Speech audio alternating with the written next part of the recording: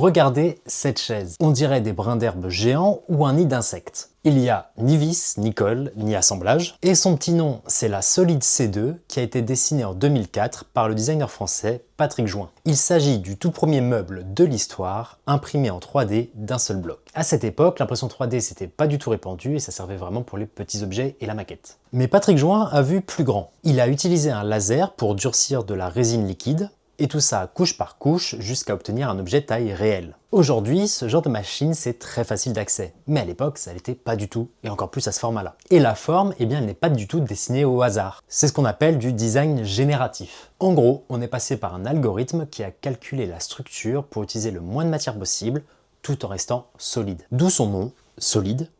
Ce qui est au passage très ironique, sachant qu'elle est extrêmement légère et presque constituée uniquement de vide. Maintenant, est-ce que c'est une bonne chaise pour s'asseoir dessus au quotidien? Non, pas du tout.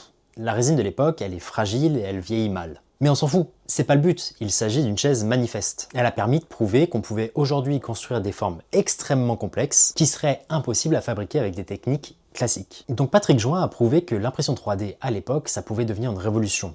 Mais aujourd'hui, pour vous, l'impression 3D, c'est vraiment la technique de demain ou c'est un pur gadget?